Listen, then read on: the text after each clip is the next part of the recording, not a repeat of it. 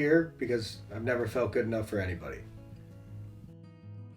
You know, for most people, the things that bother us most or stay with us, we can trace back to our childhood. If you could kind of just take us back a little bit and explain your childhood. Yeah, so I think the biggest part for me about my childhood is not having consistency, not having that full father figure from the time you were born till this point in my life now. So it's something that I always go back on. So I think like the biggest thing for me was, knew my mom, but not really knowing my dad. I never found out a reason why he never wanted to be around, why he never wanted to meet me.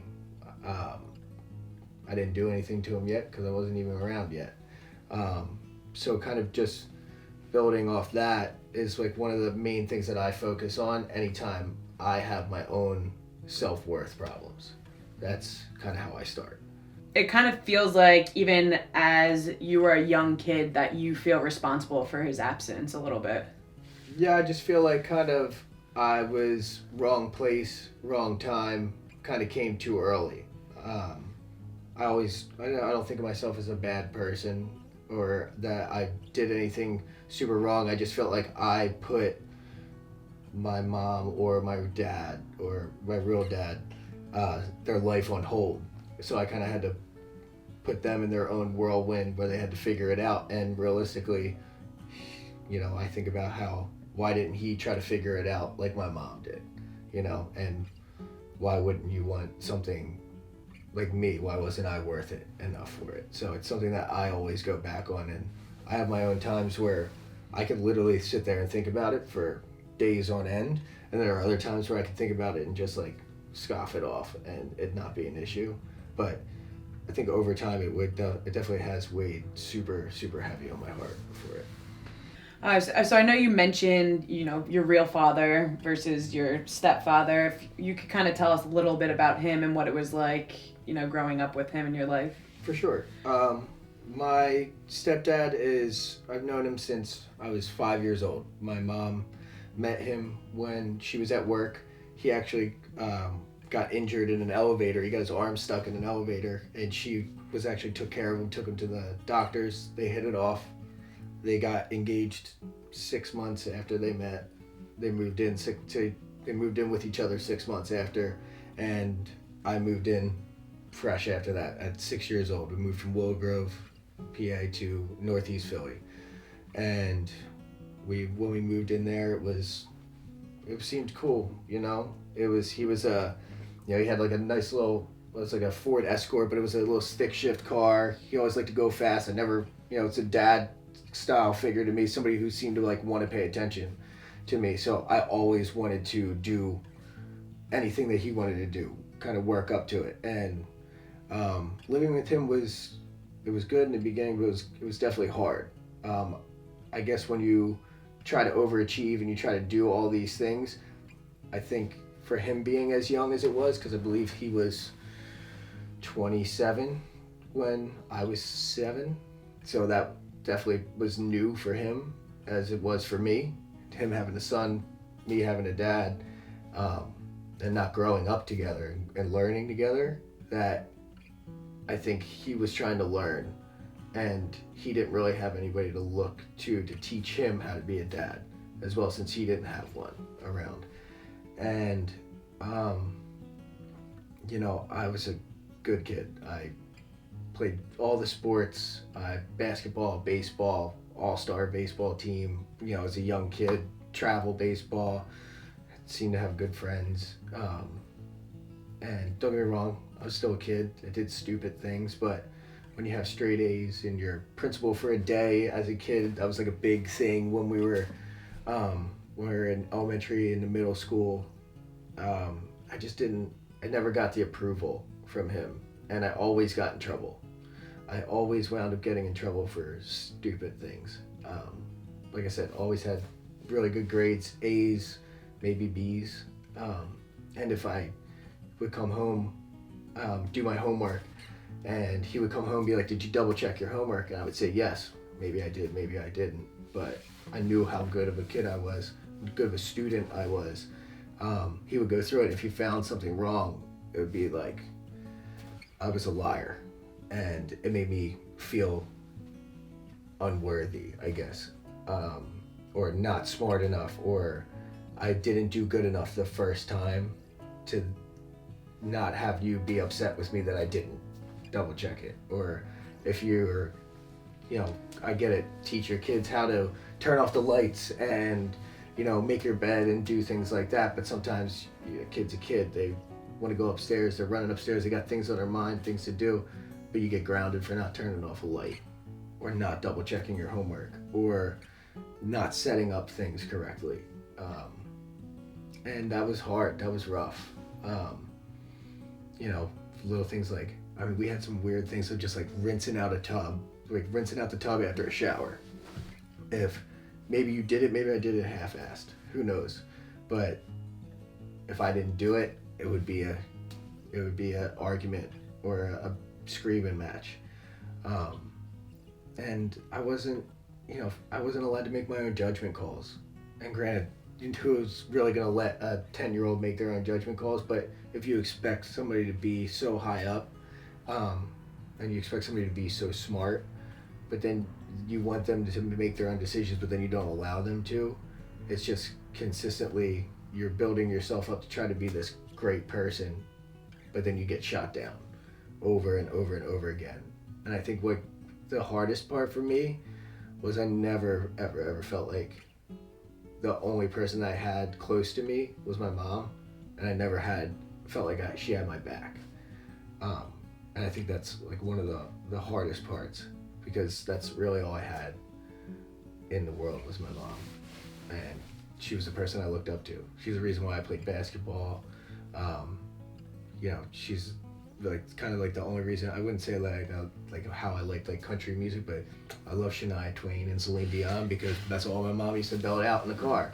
And that's like why I learned those songs. That's why I did things like that. And I tried to transfer that over to my stepdad. Like, I know every Frank Sinatra song you could ever think of. I know every person in the Rat Pack. Not because that was an interest of mine when I was a kid, but it was an interest of his. And that's why I wanted to learn those things. And I did. And I still never felt good enough. I still never felt like I was, being here kind of thinking about it and talking multiple times about it in one little session. I think the hardest part for me, and I think the reason why it hurts so bad, is because I wasn't his at the end of the day. And what hurts more is that I wanted my own dad, and I kind of like picked him. I did. And I still, to this day, I really do like him. I really do appreciate him, and I really appreciate a lot of the things that I learned. But the hardest part for me was we wasted 10 years 10 years of my life not being involved in his. And we had all those years in the beginning where we could have just built this awesome relationship. And the whole time I was always more scared of him, not of like what he would do, but what I wasn't doing that was up to par for what he wanted. And all I ever tried to do was be what he wanted. And it's still like, as you can see right now, it still hurts because I just wanted to be somebody's son to a dad. You talked so much about your relationship with both your stepfather and your mom. Where did your relationship go next? You're growing up, your youth, where are you? What happened? So I was about 12 years old. I just got done. So I was going into my seventh grade. And we had I just remember we switched schools. I was going from Philadelphia public school, 1st through 5th, did 6th grade in a public school, and it was pretty rough. Like, I couldn't stay consistent on things when it came to like my extracurriculars, and it was just like really trying extremely hard. But you're walking to school, and you're trying to make these new friends. You have bad influences, and you're trying to stay out of it. So I actually got transferred to a Catholic school, and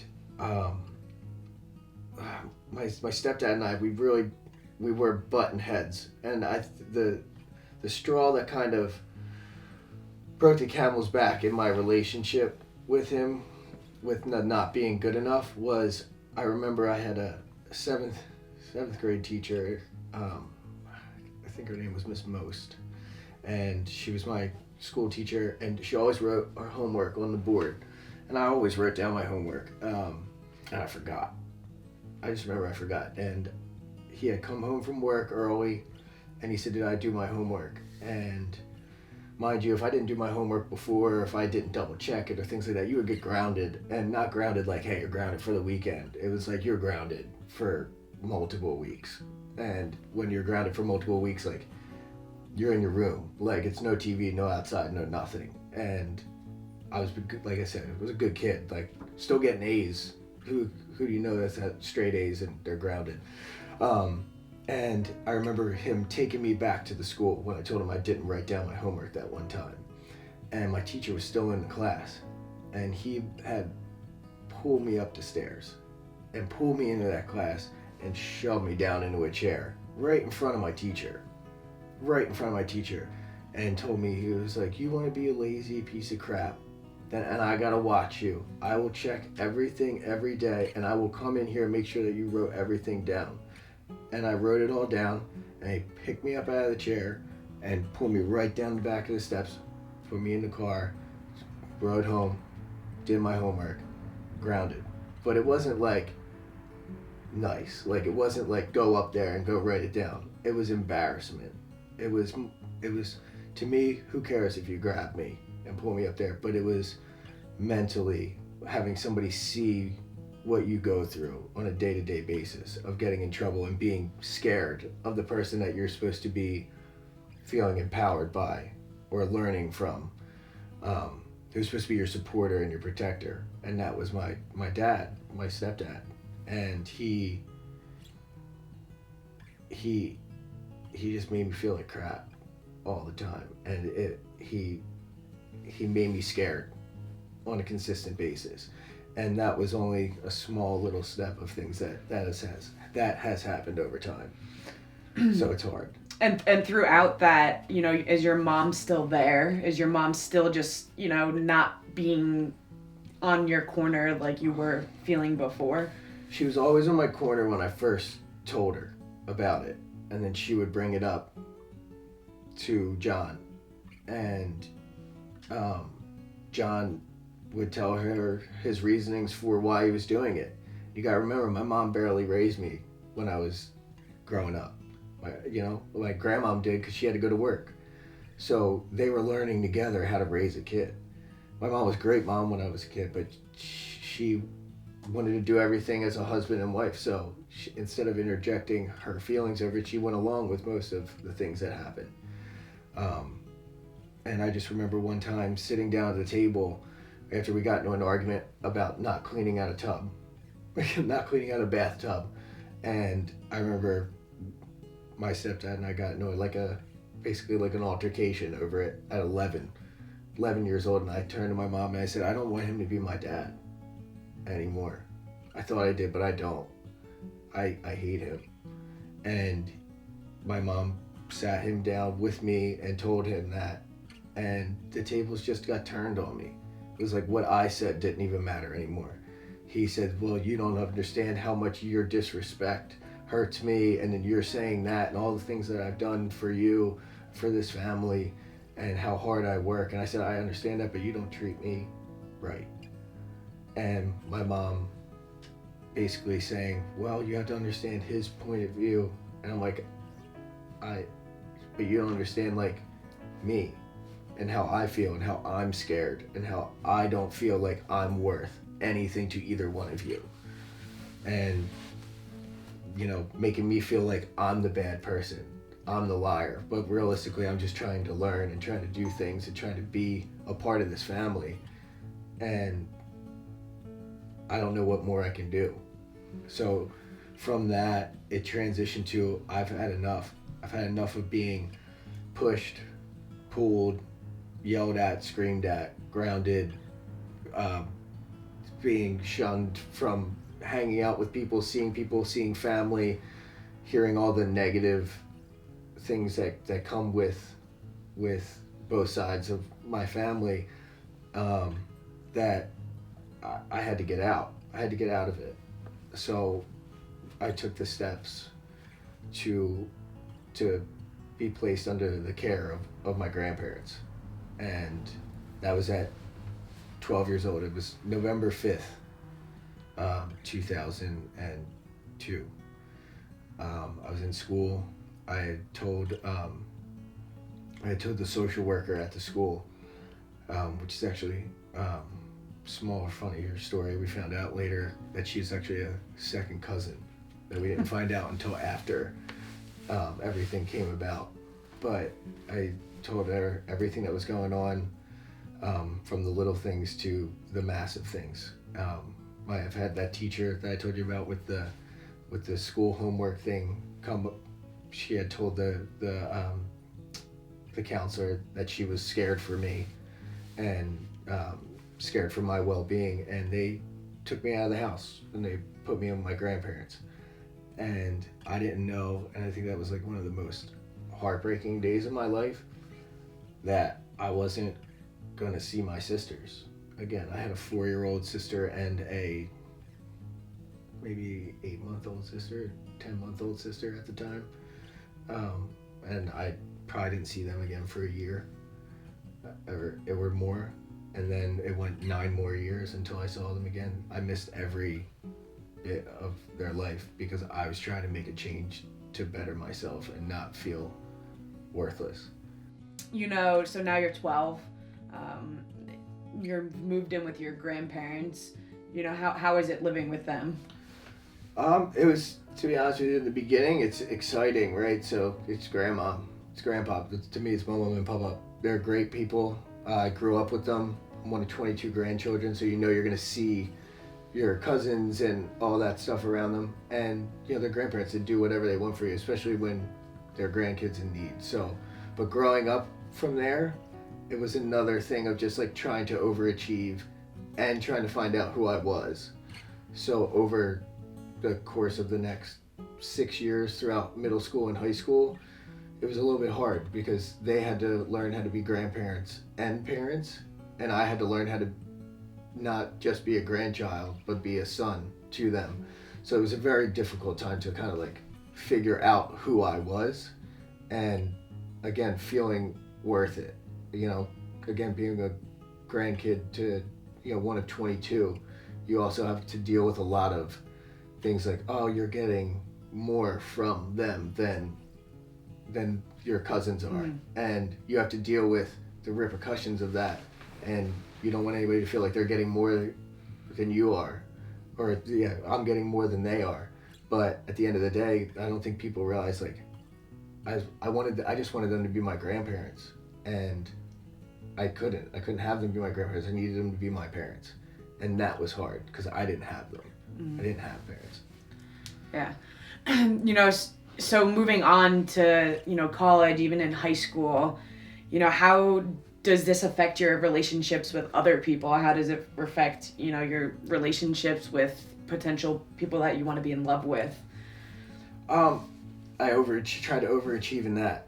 In high school, I didn't have a clique. Like, I wasn't a sports kid or a skater kid or a fast car kid or a truck kid or anything. I was everything. I tried to be everything. I just wanted to be involved with everyone that I could be. So growing up, I think because I've never had the stability of somebody actually being in my life for my whole life, grandparents when I was young, then being away from them, then being back with them, mom, not having real dad, not having stepdad, not having them around, sisters, things like that I always just tried to know as many people as I could in a positive way, that it's affected my relationships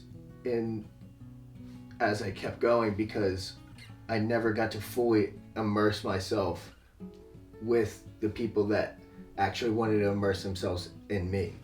I'm always grasping for something that's going to keep me there, and also kind of putting up this shield knowing that they might not be there. I think I've talked to you about that before, where I not my biggest fear is that I'm gonna love so much about somebody that they're not that I need them to reciprocate it the same way. It's just that they might not want to put that effort in. So that's why I try to surround myself with as many people as possible, because one day you're gonna be there and we're gonna have the best time ever, and then what if you're not? And I'm gonna need somebody else, because I'm always afraid that somebody else is gonna leave. So what about now? Do you think that you've learned any type of coping? Do you think that, you've kind of figured anything out? I think I'm always just trying to learn more about myself. I don't think I'm ever gonna be there 100%, but I think I'm always gonna get better. I think the one thing that I'm trying to learn to this day is how to love myself and be okay with myself, and looking myself in the mirror and asking myself for my own gut feeling advice, because I've done so many things, I've learned so many things, I've loved so many people, and I still do. There are people that I could be mad at that I still love you. Like if I ever told you I love you, I do. And I think I need to learn how to look myself in the mirror, and that's the thing that I'm trying to do, is know that I'm worth it and know that I can love myself. And over this past couple of years, I've taken some hard turns, but I'm starting to learn how to love myself. I'm starting to learn how to appreciate everything that I've ever done for me, and realize that everything that I've ever done for me, it should be for me. It shouldn't be for everybody else. Don't work so hard to show anybody what you've done. Work so hard to just live your life and show people that you can be happy in anything and everything that you do. Yeah, and I mean, there's probably so many people watching right now that have the same feelings of self-worth and, not having that love reciprocated to them. To wrap things up, if you could kind of just give us maybe a word of advice that you have found that has helped you in the process. Maybe you haven't even found that yet, but, maybe just something that you could give. Yeah. Take a look back at all the positive things in your life, and then all the good things that you've done and where you've come from, and just kind of know where you don't need to know where you want to go. Just know that you're always going to try to find it, and it could take forever, but just enjoy the ride. Live through the chaos, because that's just what makes you who you are. There could be a lot of times in my life where I've thought, this is the end, I can't do this anymore, and there's been so many times where I've had to do it. I'm a big proponent of therapy. Talk to somebody. If you're feeling down, there's no reason to not. I've looked for therapists to the point where I think I've seen in the past 3 years 12 different ones, and I just found one that I can resonate with, that literally makes me feel like I can say whatever it is that I need to say, and there's no judgment. So just love yourself, live through the chaos, and find somebody that you can talk to. And here, all of us with the team at For The Hayters, we're a huge supporter of that as well. So I appreciate you even bringing that up. Just a final wrap up, I just want to thank you for taking your time, for coming out here. For you guys that don't know, me and Ryan actually are good friends from college. Yes, we are. We've gone through a lot together, but I appreciate you opening up and being vulnerable in hopes to help other people. That's all I want to do. Love it. For the haters, come on, do it now or later. Yeah. It don't matter what your name is, share your story, we'll be waiting.